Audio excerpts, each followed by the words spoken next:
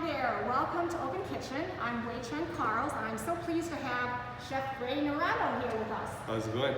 And we're here to talk about a very exciting dinner.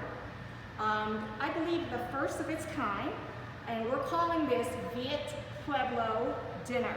And we'll explain a little bit about it, but it really has evolved over Ray and our collaboration over the past year. And it's going to entail a 4-course dinner, 2 cultures from 2 chefs producing an amazing meal. So it's 4-course. We begin with an amuse, which we will explain. We proceed to a first course featuring steaming as our cooking methods between our 2 cultures. We proceed into a main dish using braising techniques, traditionally using clay pots. And then we end with a beautiful finish that fuses the 2 cultures together. So now we're going to kind of give you a little bit about our approach to using different ingredients, but coming together to produce this awesome menu for you. So, yeah, the interesting part is how similar the cultures really are as far as, just method and the idea, isn't it? So the first course is obviously the popcorn, which is the popcorn. Corn to our culture is very sacred. It's one of the main ingredients, main staple foods. It needs to be prepared properly with the nixtamalization process. But of course, this is a popcorn dish with pop rice. Yeah, so we're going to be having a fun little amuse by merging corn and rice into a 5-spice caramelized Cracker Jack. So that kind of gives you a feeling of how 2 ingredients and 2 cultures can really blend for a really delicious and creative approach. Next, we move to our first steaming course, and I'm going to be using a traditional method where the Vietnamese use banana leaves as our main approach to wrapping products, proteins, and then steaming it into a concoction like this. And I'm going to use rice flour that's mixed, and then the filling is a shrimp paste, and it's steamed. It's a flat dumpling that resembles very much to a tamales.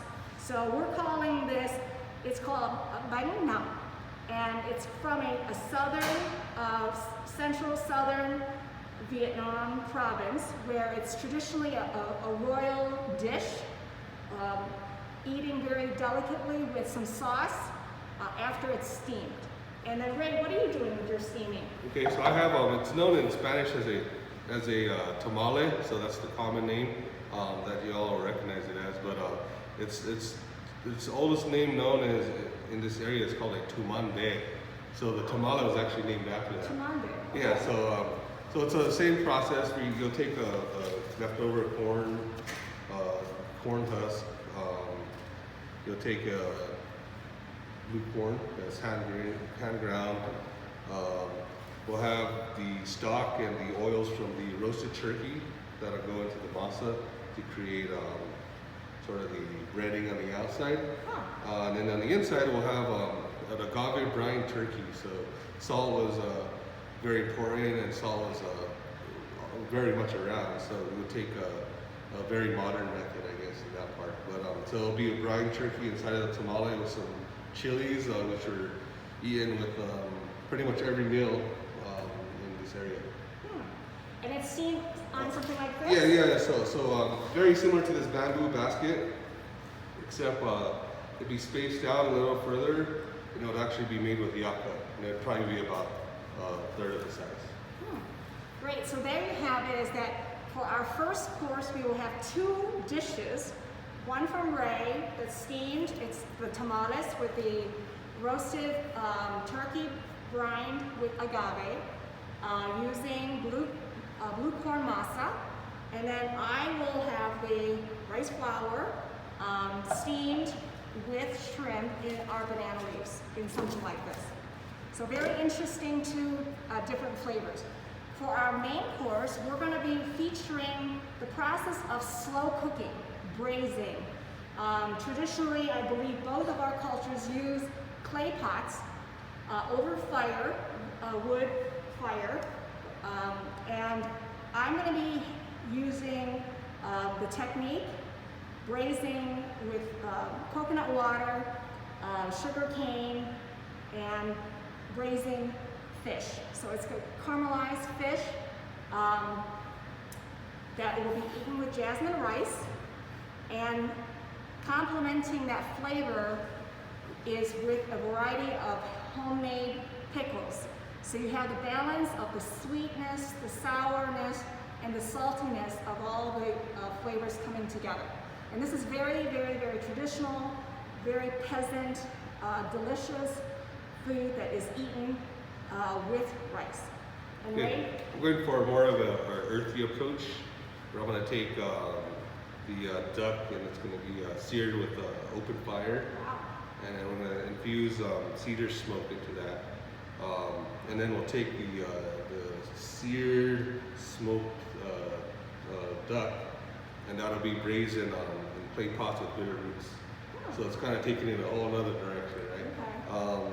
And that'll be served up with amaranth. So this is known as amaranth, the fourth sister, but it actually has way more importance as it's the first outlawed crop of this new world. And it was outlawed for control of our population. So it has a deep history, and it's very interesting also. And it's also a superfood, so it's very nutritious food. Great. So as you can see, as we are talking about cultures and food and history, we're really reclaiming a lot of our values, ourselves through our cooking method. Absolutely. And so we want to convey this to all of you, as that when we cook, it's beyond just eating.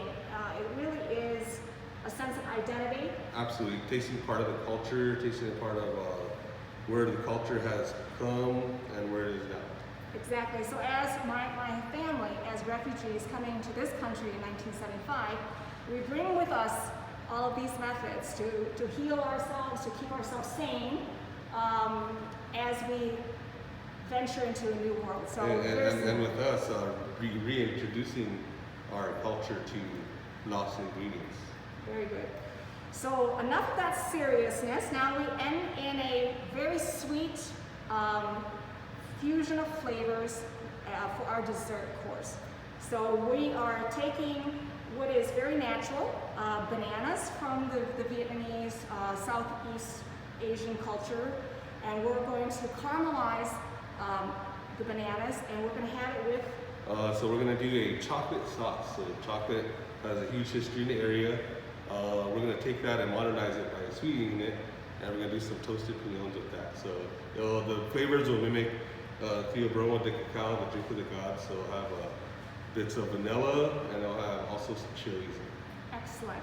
So just to summarize, we have 2 chefs, 2 cultures, 1 awesome meal that encompasses 6 different dishes. The first being a fun, creative amuse-bouche, rice, corn, 5-spice Cracker Jack, and then we go into a steaming first course of the tamales with the blue corn, roasted turkey, brine with agave, and then we have the Vietnamese steamed rice with shrimp, banana leaves.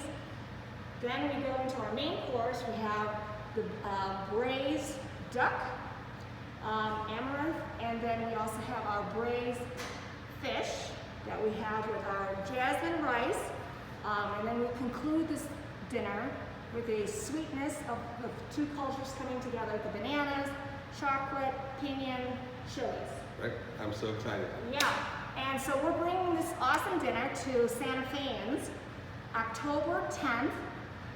You can have the meals delivered to your home or pick up for enjoyment at home. Many of us are still not comfortable getting out to restaurants for dine-in, so this is a great opportunity for us to bring what we love to your home. Another opportunity is in Los Alamos and White Rock, where we're going to bring all of this to the Bathtub Row Brewing Co-op. Our friends there will host a live dinner on October 14th, that's a Wednesday, or people can also take the dishes to enjoy at home. So we hope that you'll take part in either Santa Fe or Los Alamos activities. Anything to add? No, just see you there. Thank you.